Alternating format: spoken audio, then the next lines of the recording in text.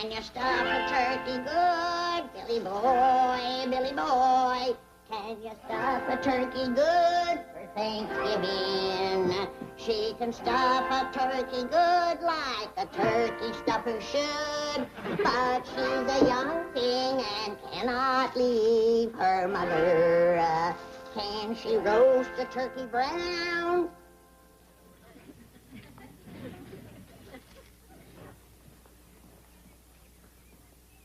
Don't pay no attention to what Granny's singing, Turkey.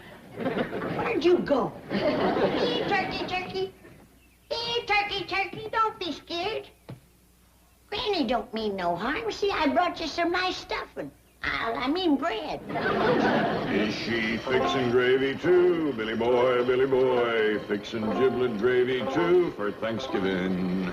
Yes, she's fixing gravy too, like her mama used to do. She's a young thing and cannot leave her mother. Can she bake a pumpkin pie, Billy? Hold on, Ellie. Oh, morning, Pa. What you got there? Oh, this here's a raccoon named Elmer. Ellie Mae. Yes, sir, Pa. I know that's a raccoon named Elmer. What you got in the sack? What sack? Sack you toting? Sack I'm toting? Yeah, the sack that turkey just stuck his head out of. Don't just stay out of sight. Hey, come here. Yes, sir, Pa.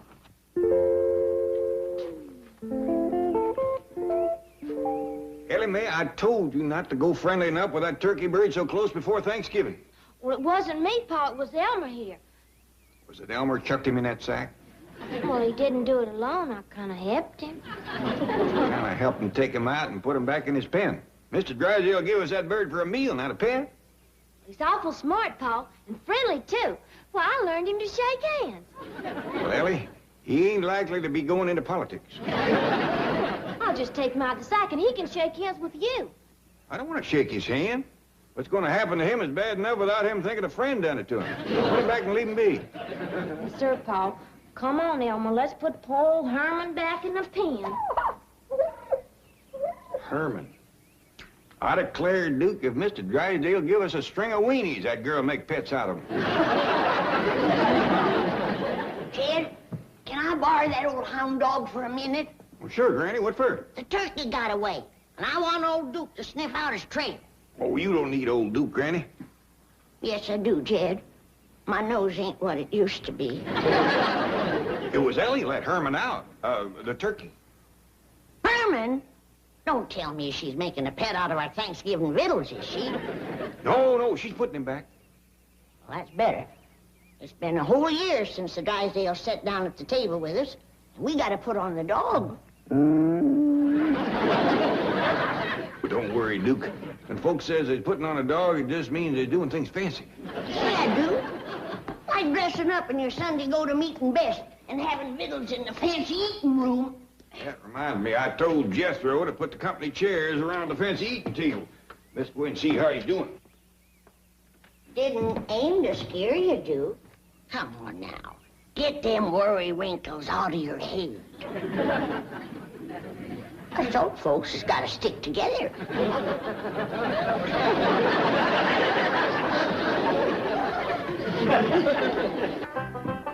Uncle Jed, Granny, Ellie, me, Mr. Drysdale, Mrs. Drysdale, Miss Jane. How's it coming, Jethro? Oh, fine, Uncle Jed. My doggy, there's one thing you got to say about the folks out here. They believe in building a good, strong eating table. Why, you could serve up a whole barbecued steer on this thing and not bow it down. Oh, yes, sir.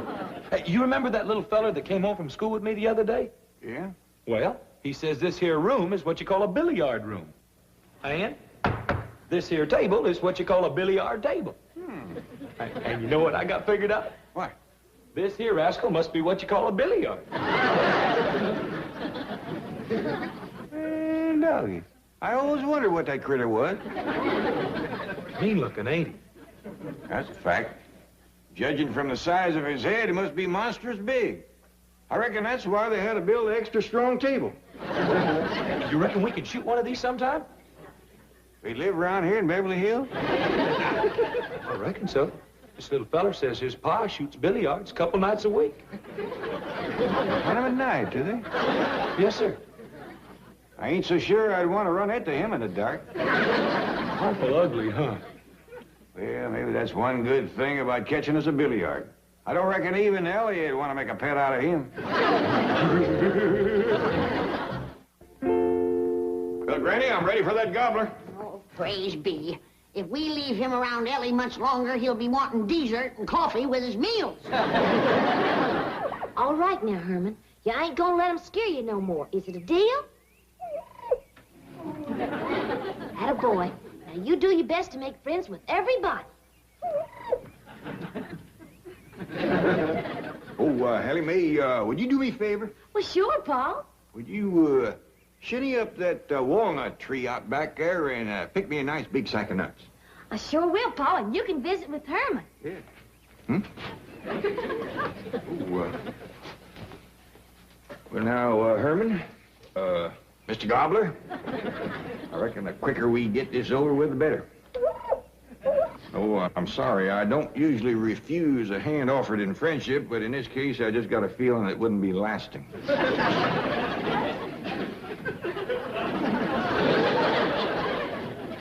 No hard feelings.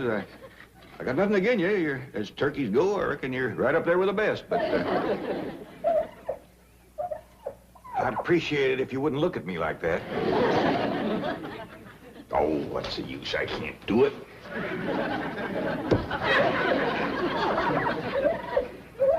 Reckon we just gotta shoot us one of them billiards for Thanksgiving.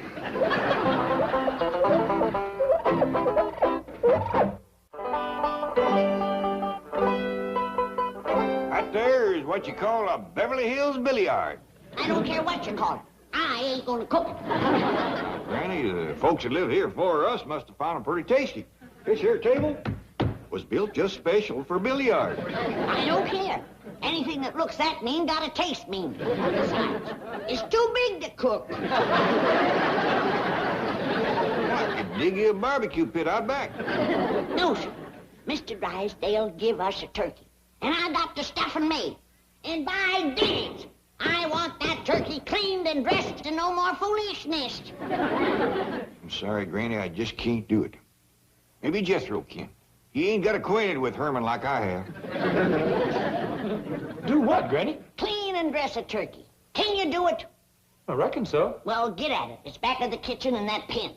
Yes, ma'am.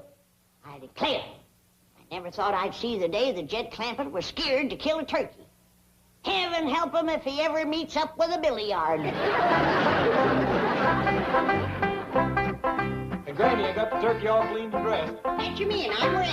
Yes, ma'am.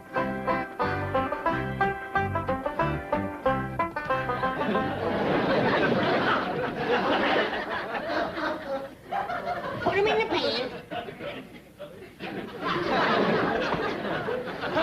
What in tarnish? Do you call that dressing a turkey? Well, I did the best I could. I didn't have no clothes that'd fit him. I borrowed them clothes from a little fella down the street. I think he's kind of cute myself. So does he. He even shook my hand. Well, howdy there, Miss Jane. Greetings, Mr. Clampett. I wonder if I might borrow one of Granny's ancient outdoor cooking pots. Well, you bet you can. But ain't you taking Thanksgiving victuals with us? Oh, yes, indeed. I merely wanted to borrow the venerable vessel as a photographic prop. You see, Mr. and Mrs. Drysdale are posing as Governor and Mrs. Bradford in a recreation of the first Thanksgiving some 342 years ago, when the Algonquins, Squanto and Massasoit befriended the beleaguered Pilgrims and so made it possible to perpetuate the Plymouth colony and bring into being what is now one of the most important holidays in the American calendar.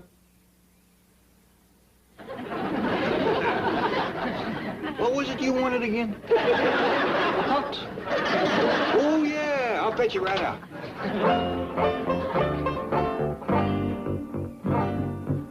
Milburn, Harry! Oh, here you are. So sorry for the delay. Miss Hathaway is out getting a kettle, and Mr. Drysdale doesn't have his costume on as yet. Pale-faced squaw, descendant of Pilgrims. brother bring turkey for feast. Me grateful to red brother. Milburn, hurry! What was she talking about? As near as I can figure, she's got a brother who's a communist. What nation you from? You from Mohican? Kennebec? Algonquin? Where are you from? Central casting.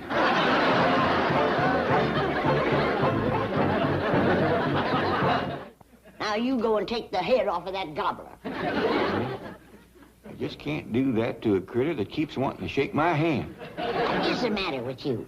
Why, back home you used to bring home a great big gobbler every Thanksgiving. Yeah, but they was wild turkeys that a hunted and shot out in the woods. They had a sporting chance. Well, then you take iron out and turn it loose in the woods and hunt it. Dang it, I think you got an ID there. I hope so. When the Drysdale come to eat, they want to see that bird sitting on the table, not at it. Oh, sorry to keep noble chiefs waiting. Husband not in costume yet. If Indian thirsty, pale-faced squaw, be happy, bring refreshment. Crazy, I'll have a beer. Make mine a dry martini. Indian want fire water? Very dry. 10 fire water to 1 vermouth. Hey,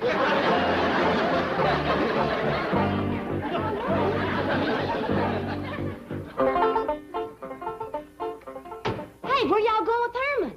Oh, Jethro and me's taking him out in the woods to go hunting. Oh, good, he'll like that. Hey, you want to go hunting with us, Ellie? I brung Granny's shotgun. Well, no, Ellie can't do that. She's got to take them walnuts into her granny. And then she's got to go find her granny some hickory nuts. Well, where, Pa? I ain't seen a single hickory tree on this whole place. Well, why don't you try over to the Drysdale? They might just have one. Yes, sir. Why, they ain't got none to Hurry with the hickory nuts. Drive on, Jethro. Bye, Ellie. Bye. Have a good time, Herman. There. We're going to have a very authentic reproduction of the first Thanksgiving. Massasoit? And you are Squanto. No, lady. That's the clown that rides around with the Lone Ranger. Hi-ho! No, I won't do it. I won't. Please, Milburn. Not have my picture taken in this ridiculous getup. But it'll be in the society section tomorrow. Oh, no, it won't. Please, Redskin help pale-faced squaw. Pale-faced squaw, speak with forked tongue. You'll bring Redskin firewater. Hot, Miss Hathaway, quickly. 1 beer and 1 firewater. Dry martini. I could use one of those myself. Grab him! No. Oh, Milburn, I'll fix you a drink myself. I just don't want you disappearing again. Let go of me. Sorry, mister. You no pose, we no get paid. Come on. Hold still.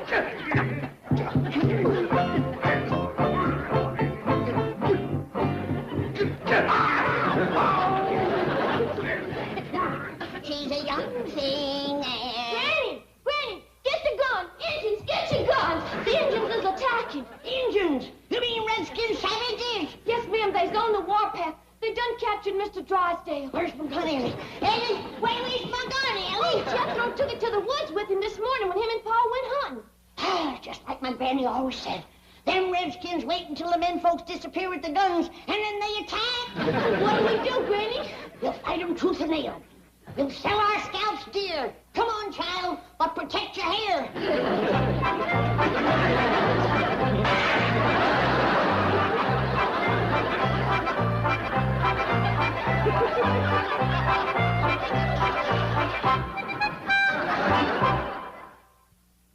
Now then, happy pilgrims, happy Algonquin. Chief, you look terrible. What do you want for this kind of dough? Custer's last stand? No. I meant my chief, Mr. Drysdale. Now then, everyone, smile. Smile. Hold it. Excellent. Goodbye, all. Wait, Milburn. The next is the most important picture of all, where the Indians give us the turkey. Oh, Margaret. I shall reload the camera while you get the bird. Where is the turkey? It was in a crate right over there. Well, that's the one you mean I gave to the Clampetts. You what? Well, they did invite us over for Thanksgiving dinner. It seemed the least I could do. I am not eating with those dreadful people. Then I am not posing for these dreadful pictures. Please, Milburn, go get the turkey back. Oh, they'll think I'm an Indian giver. No offense, Bella. Then I'll get it. Oh, no. I'm not going to have you insulting them. Look, tell us where the turkey is and we'll get it. At the Clampetts, right through that hedge. Right through there? Come on, friend, right through there. No, tell them you just want to borrow it. They can have it back.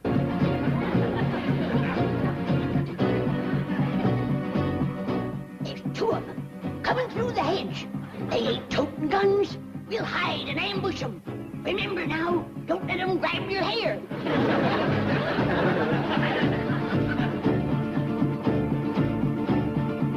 Jump in!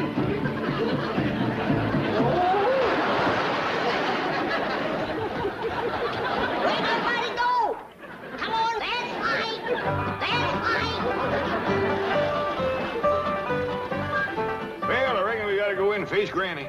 She's gonna be powerful mad. Yeah, but Ellie's gonna be powerful happy. With Herman, that's two happies to one mad. I'm kind of happy myself. So am I, Jethro. Well, let's get him around the back. You fetch the gun.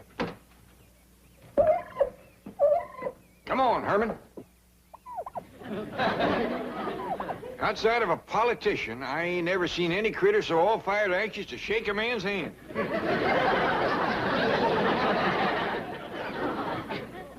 Keep a sharp lookout, Ellie. Them redskins is tricky rascals. Yes'm, Granny.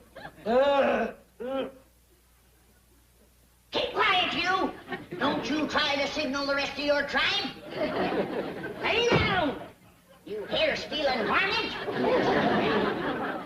Granny, I hear something. It's a turkey gobble. There it is again. Don't let it fool you, child. That's an old Indian trick. They're sneaking up to attack. Elkie, Johnny comes Pa and Jethro with the gun. We saved! We saved, Ellie! We saved! We saved! We saved! Oh, quick! Let him in before they get an arrow in the back. Now you're gonna get it, you red devils!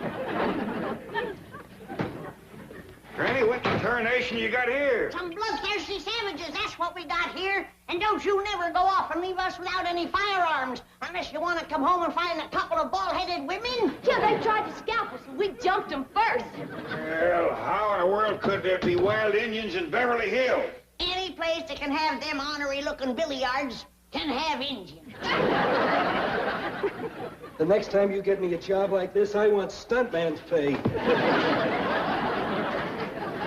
Injun, I reckon you better stay till my Uncle Jed says you can go. Oy vey is mir. Anybody understand Indian talk? Here, have a slug of Granny's rheumatism medicine. Thank you. Get the kinks out of your joints.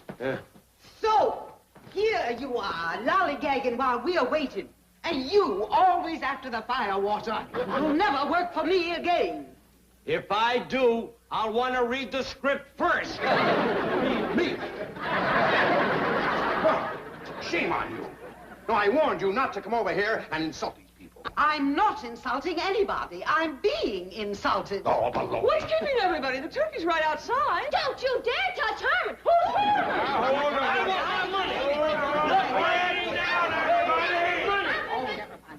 Seems to me that Thanksgiving is a mighty poor time for folks to be yelling and arguing at one another. I realize we got a whole heap of misunderstandings to sort out, and I think we all ought to sit down and start sorting them out. Randy, this is mighty fine Thanksgiving victuals. Best tasting fish I ever had. What do you say this is called again, Chief? Gefilte fish. My mother fixed it. My dingy, you Indians sure do know how to cook. That's a fact, Granny. That there chicken soup was the best ever. Everything is delicious. Marvelous dinner. Delightful. Herman and me sure like it, don't we, Herman?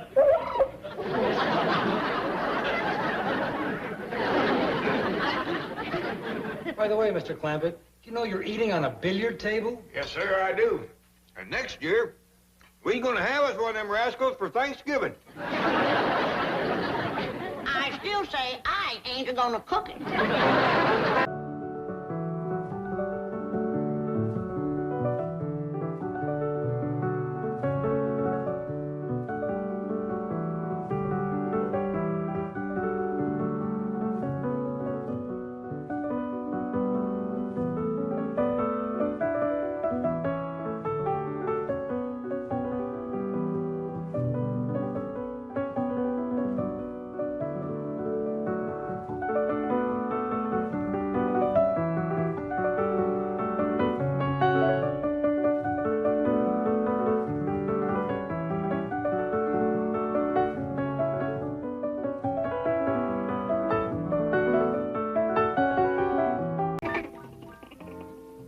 Killing me?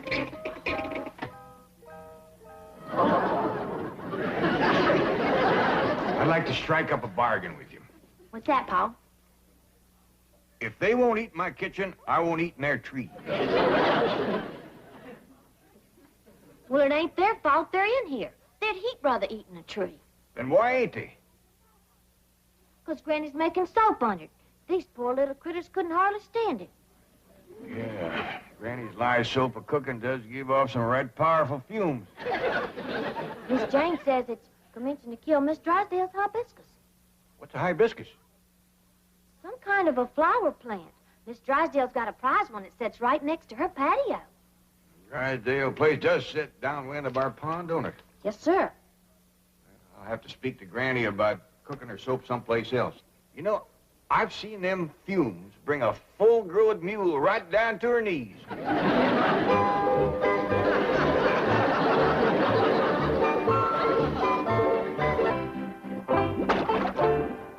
Hey, Granny, some more of the bark off this tree just fell into your soap. That's all right, Jethro. It'll dissolve. Hey, have you noticed some of the branches is turning a mite brown, puckering up? Yeah, I reckon the bugs is after it. Could it be your soap? Nah, bugs won't go near my soap.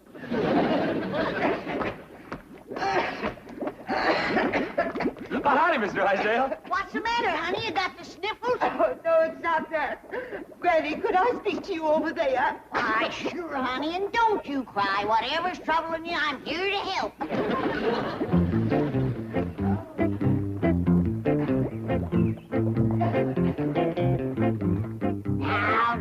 Now. Dry them tears and tell old Granny what's got you to bawling like that. It's your soap. Oh, you can have all you want. Feel better now? It's not that. It's the vapor. Is it bad? Yes. In fact, I've just had dreadful news from my nurseryman. What'd he say? He said, unless you do something, he's going to have to take out my hibiscus. No! Oh, I'll help you. Don't let them go to cutting on you. Morning, Miss Drysdale. I'm right sorry about your hibiscus.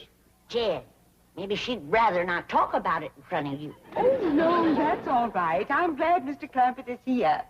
As you know, your pool area practically adjoins my garden. Yes, ma'am. Well, I'm giving a garden party this afternoon about 3. You will be through cooking soap and hanging wash by then, won't you? Oh, I can be, yeah. Oh, please do. The very best people in Beverly Hills will be there. And I was hoping that you folks would cooperate. Oh, we'd be glad to cooperate. You betcha we will. But even with our help, should you be giving a party with your ailing hibiscus? I shall rise above that. Well, don't let them take it out. I'll doctor it back to health for you. Thank you. Perhaps tomorrow. Now, remember, the party is from 3 until about 5:30. And I'll appreciate it if all of you will be as inconspicuous as possible. Perhaps Jethro could drive you around in the truck.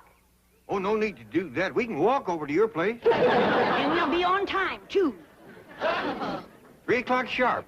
Granny, this poor little critter just can't stand no more of your soap cooking. Well, let him go some other place then. Take him over your place for a while, Miss Drysdale.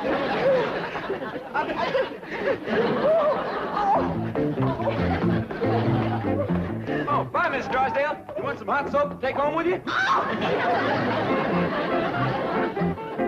Your soap's done, Granny. It's commencing to thicken. I'll put the fire out. Thank you, Jib. Now, Ellie, get rid of that skunk and start taking down the clothes. We gotta all pitch in and help Miss Drysdale with her party. Is she having a party? She is with our help. Poor woman. She has an ailing hibiscus. I know, Miss Jane told me.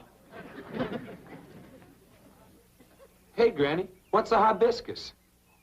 Never mind, that's doctor's talk. Well, we've been studying the human body over to school, but we ain't never studied that. Of course not. That's for grown-ups. Now get this.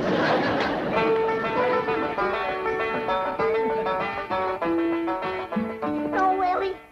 It's a long time since I run into anyone with an ailing hibiscus. Yes? Yeah. A funny thing. Not everybody has them in the same place. I reckon that's so. Yeah. Did Miss Jane happen to mention where Miss Drysdale's is? Yes, ma'am, Granny. She says it's right next to her patio. Yeah, that's where the generally is. A right awkward place to poultice, too.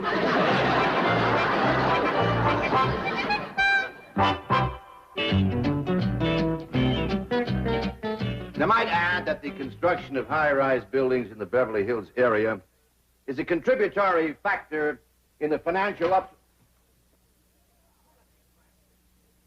Who let these tramps in? Get out of here! See here, you derelict. You're... Oh, Mrs. Drysdale. Ravenswood. What? Here, Milburn, have a skunk. That's only a toy. I was handed the real thing. Margaret, what's the meaning of this masquerade? It's a graphic illustration of what will happen this afternoon unless you do something about those hillbillies. What do you mean? They're going to crash my formal garden party. Oh, nonsense. They couldn't care less about that tea-sipping poodle pack you run with. That's true. Think they've been invited. And I warn you, Milburn, if they ruin my garden party... No, Margaret, will you relax, dear? I'll solve this problem just as I've solved dozens of others. Now, you and Ravenswood run along home and I'll handle everything, all right? All right. Sir. And please take the freight elevator. Tell me, Chief, just how do you plan to solve this problem? Just as I've solved dozens of others, I'm turning it over to you. Come on, get away from here. I got victuals to cook for Miss Drysdale's garden party. What's a garden party, Granny? Well, I ain't sure I know. You, Jed? Yeah, I've been studying on it some. I think I got it figured. What you got figured? Well, when folks has a barn-raising party, everybody comes over and helps you build a barn. When you have a quilting party, everybody gets together and makes a quilt. So I reckon when you got a garden party, everybody comes over and makes a garden. That figures. Jethro, you and me got to get the shovel and the spade and the tater fork all honed up nice and bright. The chances are these Beverly Hills Society folks is going to show up with some fancy, shiny tools. Come on. Just a minute. Just a doggone minute. What's the matter? Well, when I wanted to plow up our front yard and make a garden, it was the Drysdale that said I had an order. Now, how come they's making one? I think I got that figured. What you got figured? I hear tell Miss Drysdale is overpowering fond of flowers. I reckon she wants to make a flower garden. Yeah, that figures. I reckon so. Come on, Jethro. The ground will be turned. Yeah, that figures. Oh, howdy, Miss Jane. It's good to see you. Kid, put an edge on this thing while I have a little private talk with Miss Jane. Here, Granny.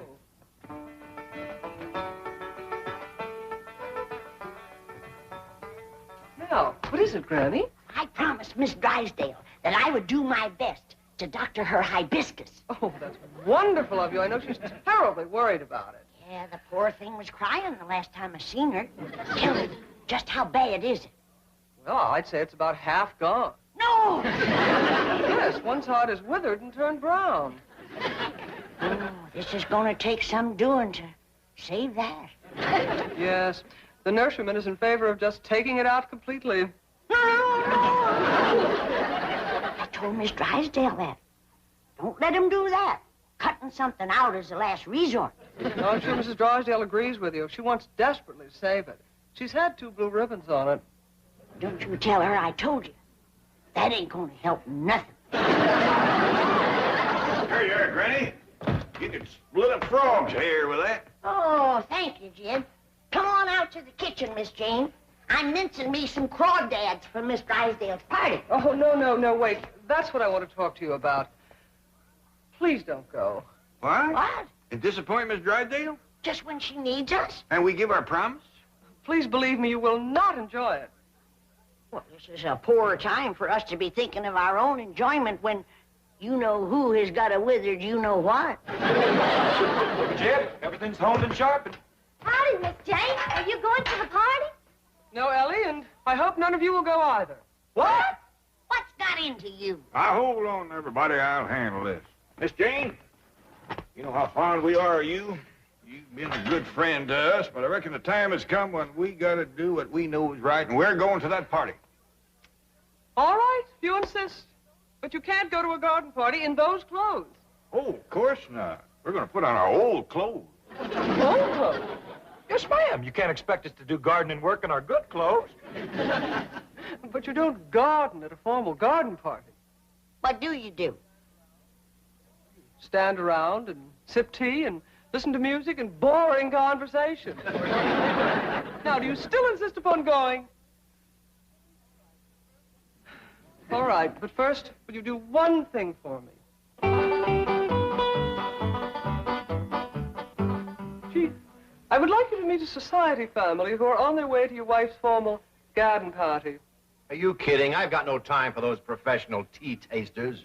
I think you're going to like these people. Entree. Howdy, Mr. Drysdale. Jed Clampett. Ellie Mae. Jethro.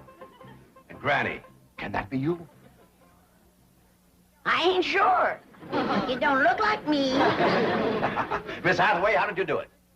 Well, Chief, the fact that the bank held a mortgage on a certain movie studio was a great help. Mr. Drysdale, you coming to the party? Well, I don't ordinarily, but I will today. Well, we see you there. Bye. So long. Goodbye. He don't act a bit worried about his wife's hibiscus. He couldn't care less. His wife's the one with the green thumb. Oh, sure that's where it is.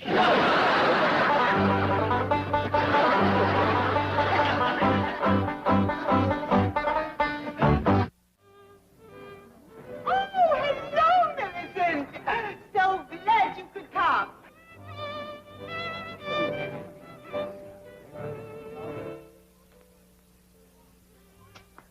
Come on, Uncle Jed, the party's starting. Hear that music? Yeah, but we got to wait for our women, folks, Jethro. How come they's late? Women is always late, Jethro. How come? No man can answer that. Probably no women neither.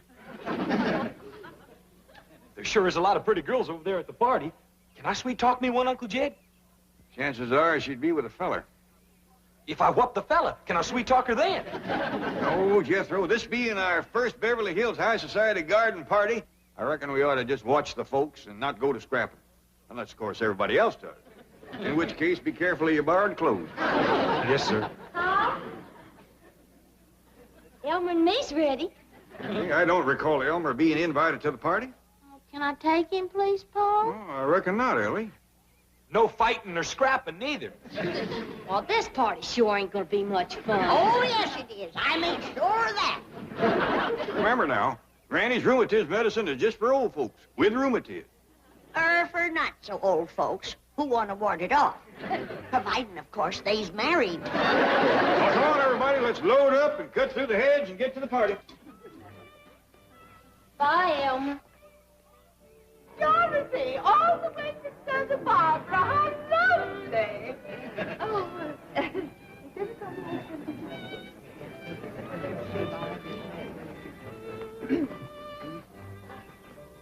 I beg your pardon, gentlemen. Have we met? I hope to kiss the pig we have. He's your next-door neighbor. Our smelling salts. Looks like we got here in the nick of time. She's looking a little peaked. You leave everything to us, honey. All right, you young'uns, get them chitlins and that crawdad dip on the table over there. Crawdad dip. It's finger-licking good, ma'am, and so is these little hot possum sausages. Just a swimming in hog renderings. Don't burn yourself. Anything tastes good after a few swigs of this. Really would help. Granny always brings a couple of jugs to barn raisins and quilting parties. I've seen a jug of this razor barn pretty near single-handed. And it gets credit for some right crazy quilts, too. You want me to put these on the table, Uncle Jed? Yeah, Jethro, but pass the word around. Nobody to touch it but married folks. Now, what can we do to help you the most?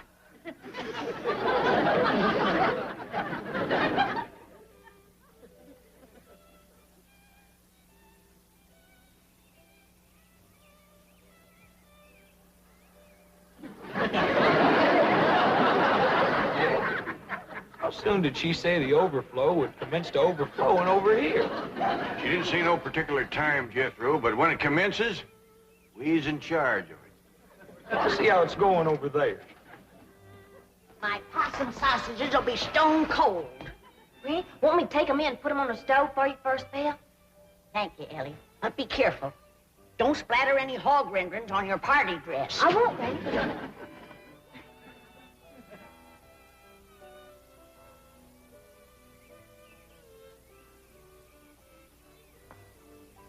I don't blame them young'uns for getting restless. I'm getting a mite squirmy myself.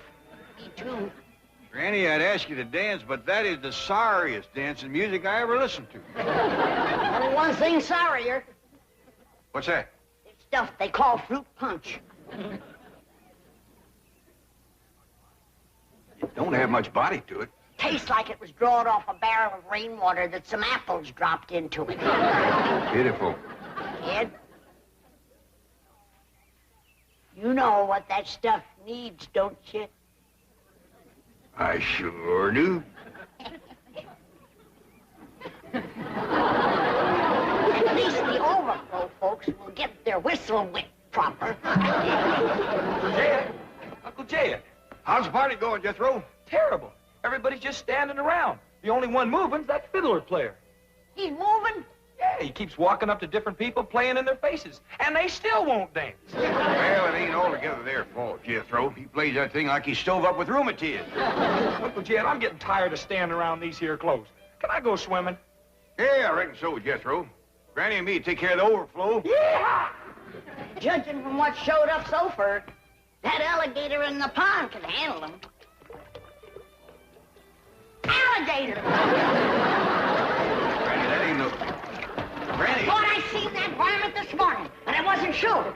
Granny! That ain't no real live alligator. It ain't now. I blowed a hole in him you could swim a catfish through.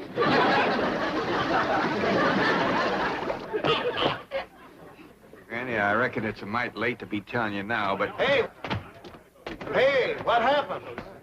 Is everybody all right? Howdy, young feller. My name is Jed Clampett. Kirk Massey. And this here's Granny. Howdy. How do you do? Hey, we've been listening to you sawing on that thing. Kind of sluggish, ain't it? Well, that's what they want over there.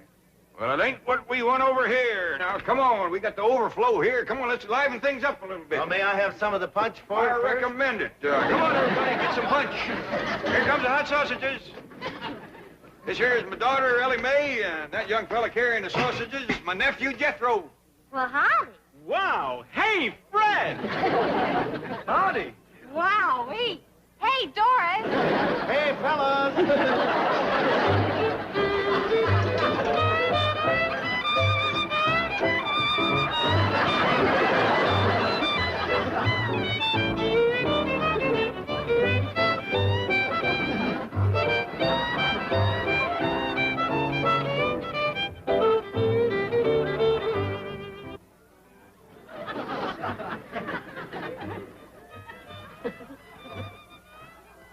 Ravenswood, did you find anyone in the house? No, madam. It's as deserted as the garden. Oh. Madam, might I have the rest of the afternoon off? What? Oh, yes, I suppose so. Oh, thank you, madam. Party over so soon? It's only 4:30. Those dreadful hillbillies have stolen all my guests. All 300 of them.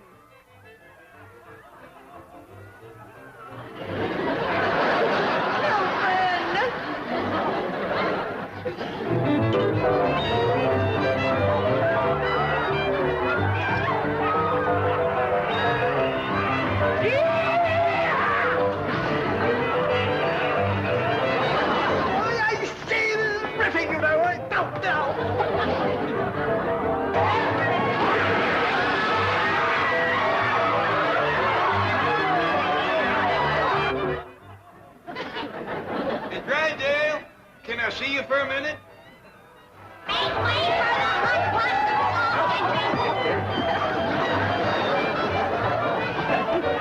Careful of her hibiscus, Jed.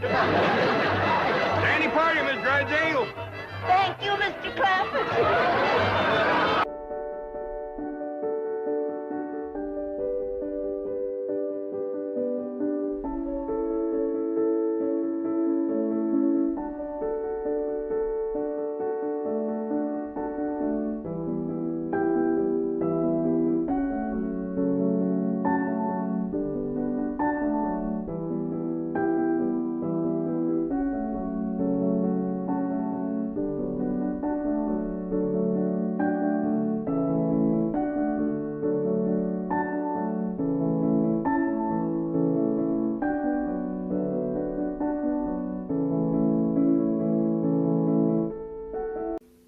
Letter to Mrs. Radner Fenwick.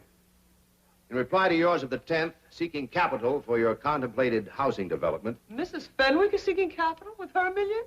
Well, she's too smart a businesswoman to take the whole risk herself. Excuse me, someone to see you. I told you no interruptions. I told you no interruptions. Sorry, Mr. Clampett, no interruptions. Clampett! Well, come in, come in. Well, I don't want to be no bother. Oh, it's always a pleasure to see you, Mr. Clampett. Coffee for Mr. Clampett. Coffee for Mr. Clampett. You help. Well, now, don't make no fuss over me. Oh, it's my privilege to make a fuss over you, Mr. Clampett. I was going over your account just this morning. And do you realize that now you have almost $40 million in my bank? Well, I reckon that money of mine is getting to be a powerful nuisance to you. What? Well, I'm obliged to you for storing it here, but it seems to me like I ought to be paying you rent or something. Oh, no. I'm delighted to do it. That's mighty kind of you. Now, I've come to ask you another favor. More money to store? No. I'd like you to get me one of them airplane tickets to go back home. Oh, my pleasure. Home? Oh, you mean just for a little visit? Oh, it's more than that. Why, what's the matter? Did someone offend you? Was it my wife? Has she been shooting off her big Boston bazoo again? Miss Drysdale, it wasn't that at all. Everybody's been surpassing good to us. Ellie Mae is the reason I want to go back to the hills. Oh. Homesick, eh? Well, I tell you what. I'll have your cabin flown out here, log for log, and every tree and bush around it. And we'll put it in your backyard. Then we'll dig a creek, just like the one at home. And we'll stock the whole place with possum, raccoons, hound dogs, bobcats, and whatever Ellie wants. She could just run wild. But that's what I moved out here to get Ellie away from. I was hoping you folks would turn her into a lady. But I think she's getting worse. Coffee time! You're to blame for this. It was your responsibility to turn that wild girl into a lady, and you failed. What have you done now, you overdeveloped vixen? No, not her. I'm talking about Ellie Mae Clampett. But wait, Mr. Drysdale. Miss Jean done the best she knowed how. Why, as a matter of fact, it was her who got Ellie her first ball gown. That's true. By the way, I haven't seen that gown since. What happened to it? Oh, you sure was right. Oh, Hopkins, you don't have to wear boys' clothes to have fun with boys. Hey, May, you promised me you wouldn't wrestle. I ain't been wrestling. And what have you been doing in your ball gown? Doing what I'm supposed to do, playing ball. Oh, I made 2 touchdowns and kicked 3 field goals. Granny gave that gown a good scrubbing with her lye soap and patched it, too. But it never looked quite the same after that. Mr. Clampett, we have failed you. And when I say we, I mean you. But Chief... Don't argue with me. What are you standing here for? There's work to be done. But I just... Don't argue with me. Feel like I'm causing a lot of trouble for folks that ain't to blame. Now, if you just give me that airplane ticket... No, Mr. Clampett. We'll work on Ellie Mae. We'll polish her. No, Ellie Mae don't take a polish real easy. We'll have to face it, gentlemen. Ellie Mae is a wildcat on wheels. Oh, you heard about this morning, did you? Heard what? Ellie being on wheels. Wheels? Granny and me was having a cup of coffee. And all of a sudden, we heard this roaring noise. If that's Jethro riding his fire-spitting bicycle again, I'm going to take a hickory stick to him. Thank you, Granny. Want to go for a ride? Sweet-smelling polecats. That was Ellie Mae.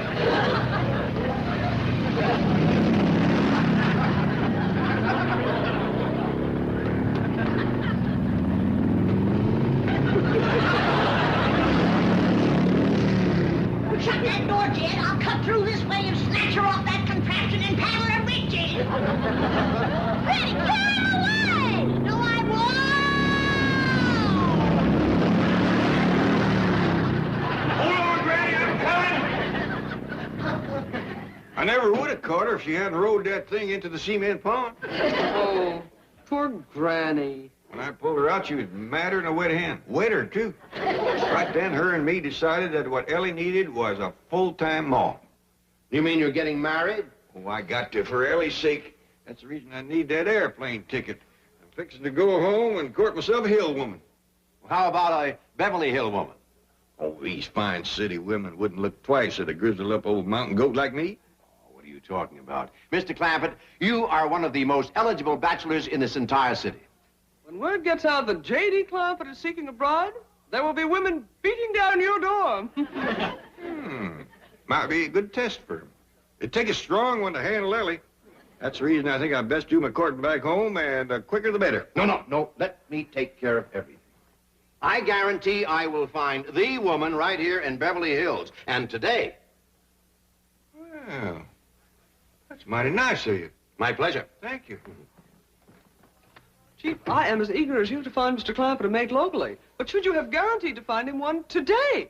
I'm not worried. Beside me, stalwart and true as always, I have the finest secretary in the world. Thank you, Chief. A loyal and dedicated girl, to whom responsibility is a sacred word. A girl who will never fail me when duty calls. Thank you, Chief. You'll make Jed Clampett a fine wife. Me? I? You. But, Chief, I promised to Jethro. Oh? Who promised you? Me, I. Excuse me, Mr. Drysdale. Hey, what about her? Oh, she's too young for Mr. Clampett. I mean for Jethro. You're for Mr. Clampett. What is it, Janet? The guard downstairs just phoned to say that Mrs. Radnor Fenwick is on her way up to see you. Oh, yes. It must be about that new housing development. She's... Hey, wait a minute. She's a widow. Chief, Mrs. Fenwick and Mr. Clampett have absolutely nothing in common. Are you kidding? They've got $100 million in common. And if I can get them together, I can have it all right here in my bag. I'm looking for the office of the president. Mr. Pyersdale or Skyrsdale or something. Welcome. Oh, you're Mr. Flysdale. At your service, madam. Very well, Beasley. Bring in the maps and the blueprints. Let me take your money. Mink.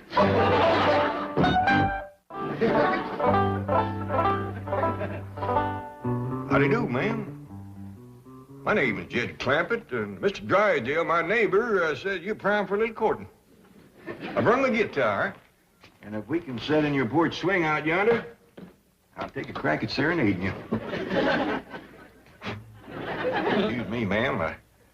I ain't done no active serenading and courting in nigh on to 20 years.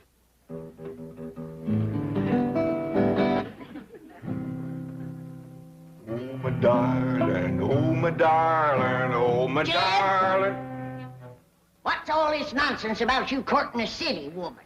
Well, it was Mr. Drysdale's idea. Well, it ain't worth shucks.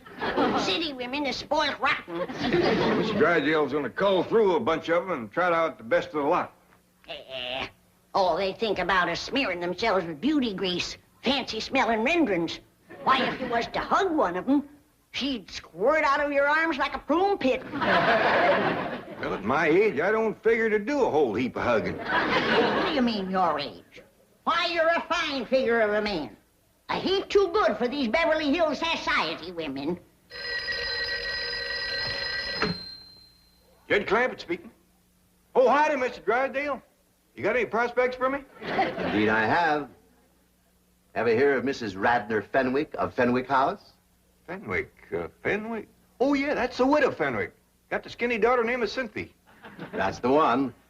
And she's very interested in you, Mr. Clampett. Very interested indeed. Well, you don't say. Granny, you remember the widow Fenwick?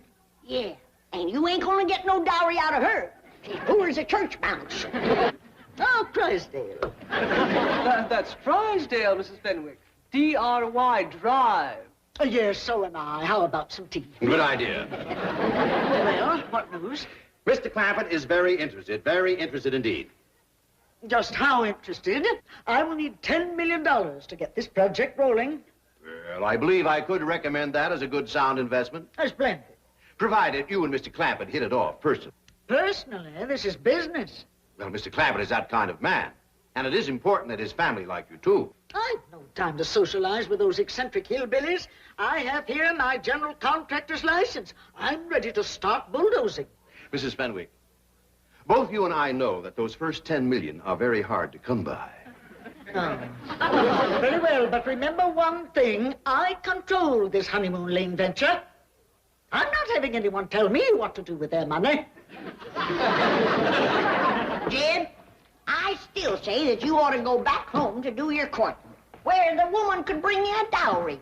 You can bet dollars to dumplings that widow Fenwick ain't gonna come through that door leading no big fat sow. Well, now, Granny, a dowry ain't everything. Widow's got experience. She raised a daughter of her own. You remember Skinny Cynthia? I do. Here's your courting candy, Uncle Jed. Oh, thank you, Jethro. Put it in the truck and put my guitar in there, too. Because Ellie fetches my flowers, I want you to drive me over to the widow Fenwick's. Is that who you're going to court? That's what I'm starting with. Well, Uncle Jed, now that you're here in Beverly Hills, why don't you court one of them Hollywood movie stars? Well, if things don't work out with the widow, I might just ask Mr. Drysdale, can he fix it so I can meet Lillian Gish? Maybe even Mary Pickford. Now you're talking dowry. I bet you that Mary Pickford is good for a herd of milk cows and a barn full of setting hens.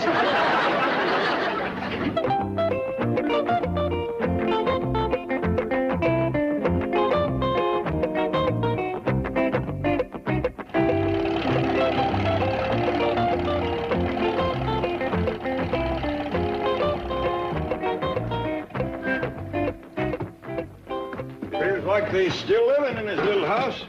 Still got the name on it, big as life. Yeah, poor but proud. Hey, Uncle Jed, I got an idea. How about me going inside with you and courting Cynthia while you court the widow? I don't hardly think there's room in that little house to do double courting, Jethro. I'll tell you what. You come in and say howdy, and then take Cynthia for a walk, leaving the widow and me alone. I get you on. You want to do some sparking, huh? Widow Fenwick? Anybody home? Widow?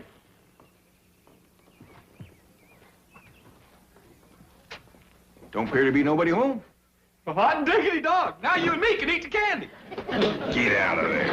Come on, let's go.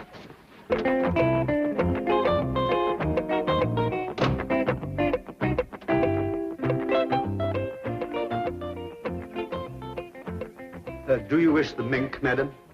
No. I think better psychology not to appear too affluent in front of these hill types. However, I will take blue chip. Hymns always make such a good impression. Wait in the car. I'll telephone if I need to. Very good, madam.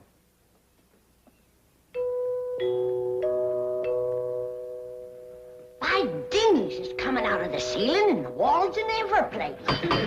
Somebody always comes to the door when that music plays. I reckon that's what brings them in.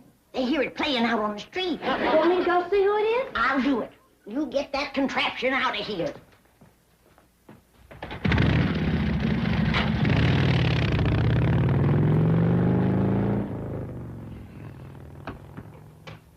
Well, Widow Fenwick, come in. How do you do? I see you managed to scrape up a dowry. Little lamb, ain't he? Oh, indeed he is. Well, he ain't much. But it shows your heart's in the right place. Come on out to the kitchen. We'll commence fattening him up. I'm fixing to court you 'em all. Not bad. Is that why the widow Fenwick done come over? She here? Sure is. Mr. Beasley yonder brung her over in his new car. Beasley, huh? I sure hope Mr. Beasley ain't got first call on the widow. Wouldn't want to be grazing in another man's pasture. Especially him being a soldier in uniform. Oh, splendid you've returned. Howdy, Widder. I reckon I was at your place when you was coming over here. Well, we're together at last, and now we can make up for lost time. Why don't you go out back and see if your granny needs some help? Sure, Pa. Well, Widder, seeing as we ain't at your house and we's over here, you mind stepping into my parlor? The sooner we get down to business, the better. Sure don't beat around the bush, ma'am. Mr. Clampett, may I ask you a question? Yes, ma'am? Your banker tells me you're worth $40 million. Well, that's what I hear, give or take a few million. Why do you drive around in that truck and dress as you do and eat grits and hog jowls?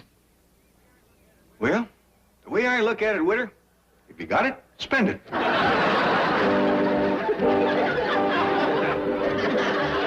All right. Thank you. Well, Mrs. Fenwick crossed me up, went over to see Jed Clampett. I wanted to prepare him before she got there. Chief, you're a banker, not a matchmaker. Aren't you meddling where you don't belong? Any place where there's $100 million floating around, I belong.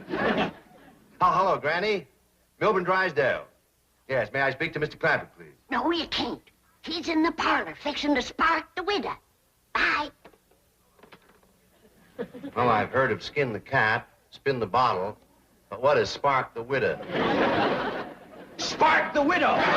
You see, it's already working. Now, who says I'm not a matchmaker, eh?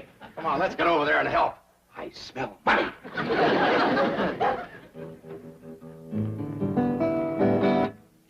Now.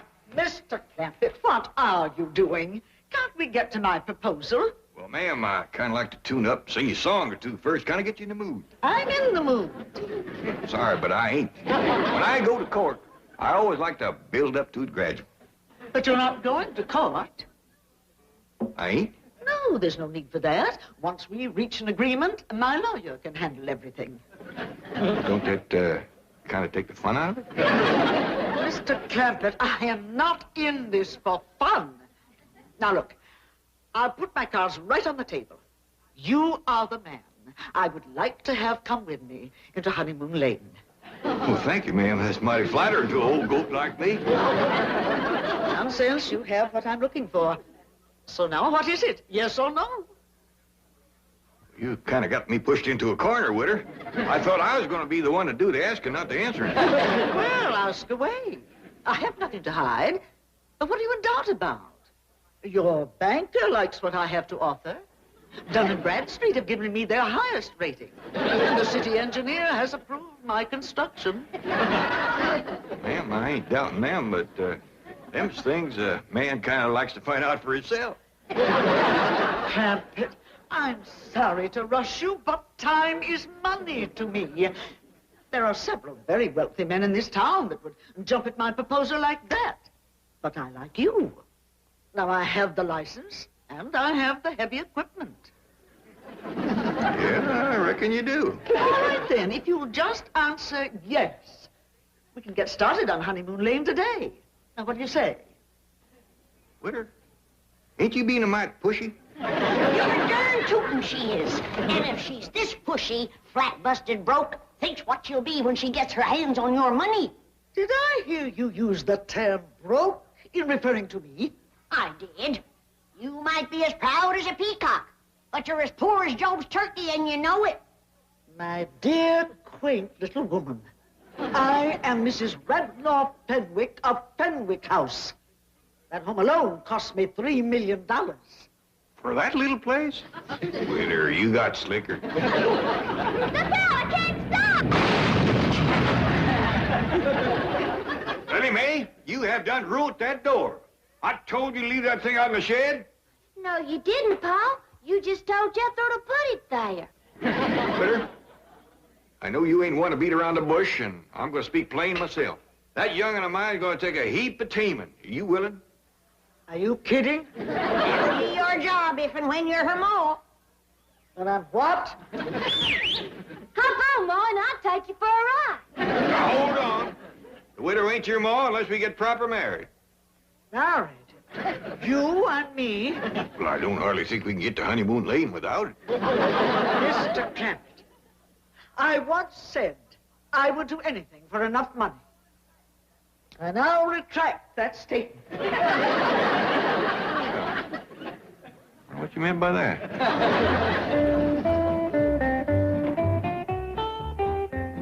Mrs. Fenwick is still here. That's a good sign. She and Jed must be hitting it off.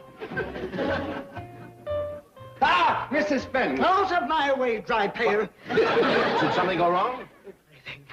That hillbilly untouchable wants to marry me. Me!